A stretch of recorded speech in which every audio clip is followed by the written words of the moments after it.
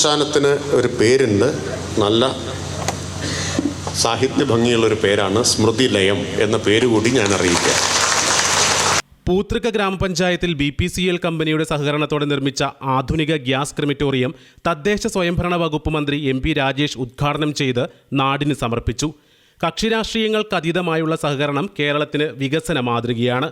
രാഷ്ട്രീയ അഭിപ്രായ വ്യത്യാസങ്ങൾ മറന്ന് നാടിന്റെ നന്മയ്ക്ക് വേണ്ടി പ്രവർത്തിച്ചതിനാലാണ് പൂതൃകയിൽ പൊതുശ്മശാനം യാഥാർത്ഥ്യമായതെന്നും ഇതിനാലാണ് 40 വർഷമായി നിയമക്കുരുക്കിൽ കുടുങ്ങിക്കിടന്നിരുന്ന പദ്ധതി പൂർത്തീകരിക്കാനായതെന്നും മന്ത്രി ഉദ്ഘാടന പ്രസംഗത്തിൽ പറഞ്ഞു. വൃത്തിയായി മൃതദേഹം സംസ്കരിക്കാനുള്ള ഏറ്റവും ശാസ്ത്രീയമായ സംവിധാനമാണ് ഗ്യാസ് ക്രിമറ്റോറിയം എന്നത്.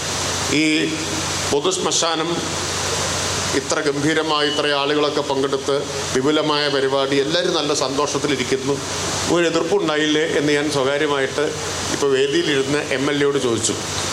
അപ്പോഴാണ് കള്ളി വെളിച്ചത്തായി. അദ്ദേഹം പറഞ്ഞു 41 കൊല്ലത്തെ കാത്തിരിപ്പിന് ശേഷമാണ് എന്നാണ്. ഇപ്പോൾ ചില്ലറ എതിർപ്പല്ല ഉണ്ടായിട്ടുള്ളത്.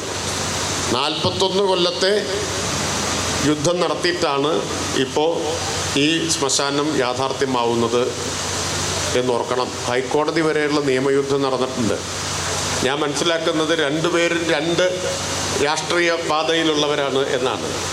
പഞ്ചായത്ത് UDFൻ്റെ ആണ്, മെമ്പർ കൃഷ്ണൻകുട്ടി CPMൻ്റെ ആണ്, അല്ലേ? ഇങ്ങനെയാണ് മനസ്സിലാക്കുന്നത്. ഈ വികസനത്തിൻ്റെ കാര്യത്തിൽ സഹകരിക്കുക എന്നൊക്കെ പറഞ്ഞാലുണ്ടല്ലോ, വാചകം കൊണ്ടല്ല, പ്രവൃത്തി കൊണ്ട് എങ്ങനെ സഹകരിക്കാം എന്നാണ് ഇവർ രണ്ടുപേരും കാണിച്ചിട്ടുള്ളത്. Kunnathunad MLA advocate PV Sreenijan അധ്യക്ഷത വഹിച്ചു. ജില്ലാ പഞ്ചായത്ത് പ്രസിഡന്റ് മനോജ് മൂത്തേടൻ മുഖ്യ അതിഥിയായി പങ്കെടുത്തു. ഗ്രാമപഞ്ചായത്ത് president TP Varghese, vice president Sini Joy, ജില്ലാ പഞ്ചായത്ത് അംഗം ലിസി അലക്സ്, ബ്ലോക്ക് പഞ്ചായത്ത് അംഗങ്ങളായ രാജീവ് PS, ഷൈജ റെജി, രാജമ്മ രാജൻ, പഞ്ചായത്ത് അംഗങ്ങളായ NV കൃഷ്ണൻകുട്ടി, മാത്യൂസ് കുമ്മണ്ണൂർ, ഉണ്ണിമായ KC തുടങ്ങിയ മറ്റ് പഞ്ചായത്ത് അംഗങ്ങളും, panchayat secretary Sindhu V, panchayat assistant secretary VG Ranjith, BPCL പ്രതിനിധിയായി ടോം ജോസഫ് തുടങ്ങിയവർ ആശംസകൾ അർപ്പിച്ച് സംസാരിച്ചു.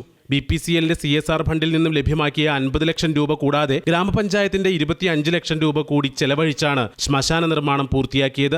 പൂതൃക പഞ്ചായത്ത് പരിധിയിലുള്ള ജനറൽ വിഭാഗങ്ങൾക്ക് 3000 രൂപയും പട്ടികജന വിഭാഗങ്ങൾക്ക് 2500 രൂപയും പഞ്ചായത്തിന് പുറത്തുനിന്നുള്ള എല്ലാ ശവസംസ്കാരങ്ങൾക്കും 4000 രൂപയുമാണ് ഈടാക്കുന്നത്. News desk C news Kerala. Scores ഇപ്പോൾ ഈക്വലാണ് 32-32. Can she do it? 1057 divided by 11 plus 2 plus 4 minus 57 by the 4.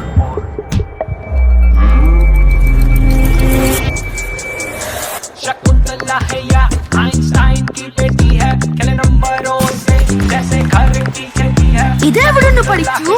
SIP Abacus maths മാത്രമല്ല അതിലുമധികം. SIP Abacus maths plus concentration plus better learning.